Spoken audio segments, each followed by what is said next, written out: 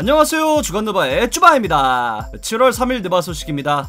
일명 브루클린 네츠의 슈퍼팀 연대기를 다룬 캔 녹 더 허슬이란 책의 저자 맷 설리반은 더 댄 레 바타드 쇼에 출연해 굉장히 재밌는 이야기를 했습니다. 설리반에 따르면 브루클린 네츠의 케빈 듀란트가 생각보다 마리화나를 굉장히 좋아하며 많이 피우고 있다고 전했는데요. 새벽 1시에 그의 집을 방문했을 때 집 전체에서 마리화나 냄새가 날 정도였다고 했습니다. 설리반은 듀란트가 보통 차에서만 피운다고도 했는데 집에서 냄새가 났다는 건 조금 모순되긴 하지만 뭐 어쨌든 그렇다네요. 이어서 플레이오프 당시 PJ 터커를 밀친 듀란트의 보디가드 역시 듀란트와 함께 마리화나를 피운다고 언급했습니다. 보통 선수들은 시즌이 끝나면 휴가를 떠나고 셀럽의 삶을 보내는 모습을 종종 보이는데 듀란트는 여자친구도 없고 미친듯이 휴가를 떠나지도 않고 오직 농구만 하는 지루한 삶을 보내면서 마리화나를 피우는 것 외에는 아무것도 하지 않는다고 했습니다. 실제로 듀란트는 2019년 캐나다에 본사를 두고 있는 마리화나 투자 및 인수회사인 캐노피 리버스의 자문위원회에 속했었다고도 하네요. 만약 설리반의 말이 모두 사실이고 듀란트가 최근까지 마리화나를 피웠다면 다가오는 도쿄올림픽 출전에 문제가 될 수도 있다고 하는데요. 세계 반도핑기구인 WADA는 마리화나를 금지 약물로 분류하고 적발 시에 최대 4년의 자격정지 처분을 주기도 하지만 만약 치료 목적의 사용을 증명한다면 한 달 징계로 끝난다고 합니다. 최근 미국의 육상 선수 샤케리 리차드슨이 마리화나 성분이 검출되며 올림픽 출전이 불투명해졌지만 어머니의 죽음을 이유로 대며 여전히 출전 가능성이 높다고 하네요. 이어서 설리반은 듀란트 이외에도 디안드레 조던을 언급했습니다. NBA는 1972년부터 마리화나를 규제 약물 1순위에 올렸고 꾸준히 이 검사를 해왔지만 작년 바이러스 발생 이후 마리화나 테스트를 중단했다고 합니다. 조던은 설리반에게 이게 굉장히 기쁘다고 말했다는데요. 설리반은 이 테스트의 폐지로 인해 가장 수혜를 보는 건 네츠 선수단일 거라고 주장했습니다. 재밌는 사실은 과거 캐년 마틴은 2018년 당시 NBA 선수들의 약 85%가 마리화나를 피운다고 주장했는데요. 공교롭게도 마틴 역시 뉴저지 네츠에서 커리어를 시작했고 현재 듀란트와 조던의 소속팀은 모두 브루클린 네츠라는 점이네요. 듀란트나 조던 본인들이 말한 게 아니라 팩트라고 볼 수는 없는 내용이지만 이런 흥미로운 내용도 있다는 정도로 생각하시면 되겠습니다. 한 시즌 동안 뉴올리언스 펠리컨스의 감독직을 수행한 스탠 밴 건디가 경질된 이유 중 팀의 주축 선수인 브랜든 잉그램과 사이가 좋지 않았다는 루머가 나온 적이 있었죠. 밴 건디는 최근 스투피디티 팟캐스트를 통해 솔직한 내용을 공개했는데요. 선수들이 감독 해고에 연관되는 것이 싫다며 사람들은 자신의 의견을 표현할 권리가 있지만 결국 결정을 내리는 건 운영진이라며 선수들이 본인의 경질에 큰 역할을 하지 않았음을 언급했습니다. 이어서 밴 건디는 팀의 간판 스타 자이언 윌리엄스는 본인의 경질과 연관이 없었으며 오히려 많은 경기에서 이길 수 있도록 도와주는 선수이자 그를 코치하지 못하게 된 것이 가장 아쉬운 부분 중 하나라고 했습니다. 독특한 방식의 경기력과 앞으로의 가능성으로 인해 자이언과 함께한 일에 만족한다는 말을 남겼습니다. 이번 시즌 중반 애틀랜타 호크스의 감독직에서 경질된 로이드 피어스가 인디애나 페이서스의 어시스턴트 코치직을 맡게 되었습니다.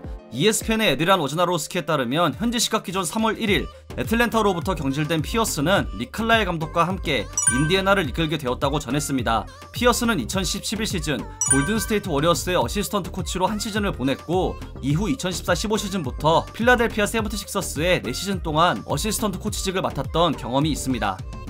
필라델피아 세븐티식서스가 정말 벤 시몬스를 보낼지도 모르겠습니다. NBA 리포터인 제이슨 듀마스에 따르면 필라델피아가 최근 시몬스를 두고 오직 올스타급 선수만이 트레이드가 가능하다고 했으며 인디애나 페이서스가 말콤 브록던과 1라운드 지명권을 제안했지만 이를 거절했었다고 합니다. 시몬스의 이번 플레이오프 활약은 실망스러웠던 만큼 이 트레이드가 유력해 보였고 아무리 구단이 시몬스를 팀의 미래로 본다고 하지만 만족할 제안이 들어온다면 고려해볼 수밖에 없겠죠. 앞으로 나올 시몬스의 트레이드 관련 기사도 계속 주목해야겠습니다.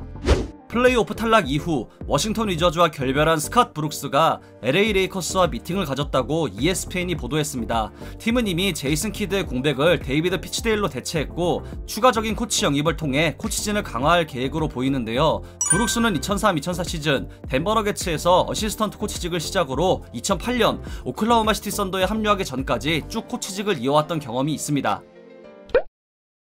어제 밀워키 벅스가 애틀랜타 호크스를 꺾고 1974년 이후 47년 만에 파이널 진출까지 단 1승만을 남겨놓게 되었죠. 특히 5차전은 에이스 야니스 안테토쿤보가 없음에도 승리한 만큼 굉장히 의미 있는 경기였는데요. 소식에 따르면 4차전 도중 무릎 부상을 당한 야니스가 만약 시리즈가 7차전까지 진행될 경우 7차전을 통해 복귀할 수도 있다고 합니다.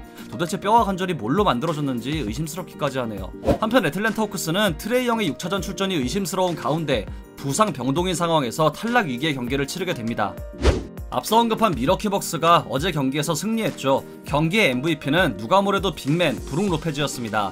로페즈는 어제 경기에서 33점을 올렸는데요. 역대 플레이오프 컨퍼런스 파이널 무대에서 30점을 기록하면서 로페즈보다 높은 야투율인 77% 이상을 기록한 선수는 단 3명뿐일 정도로 뛰어난 경기를 펼쳤습니다. 3점 라인에서 투석기를 던지는 듯한 슈팅을 펼치는 로페즈가 이 경기에선 페인트존에서만 26점을 올리며 오랜만에 인사이드 비스트로 맹활약을 펼쳤습니다.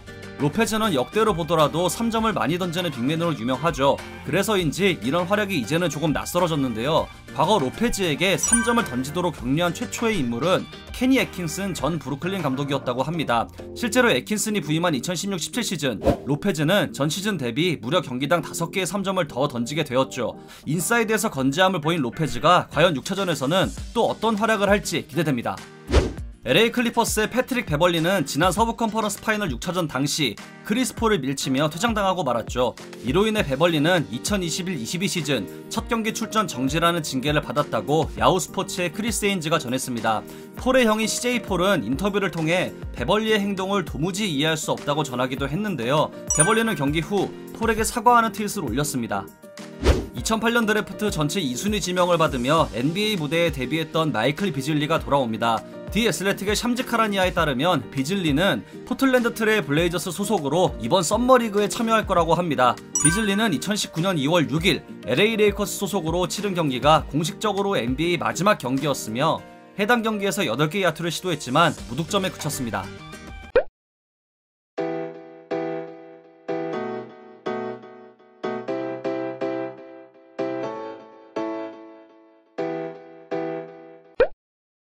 이상으로 7월 3일 주간드바를 마치도록 하겠습니다. 재밌게 보셨다면 구독, 좋아요, 알림 설정도 잊지 마시고요. 다른 영상도 감상하시는 걸 강추합니다. 저는 더 좋은 영상으로 찾아뵙도록 하겠습니다. 지금까지 쭈바였습니다. 감사합니다.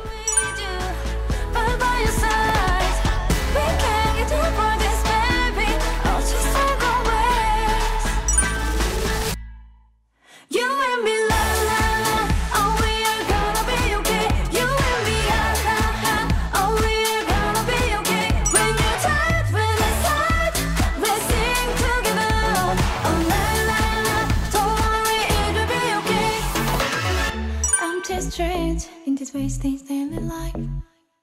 You look so worn out.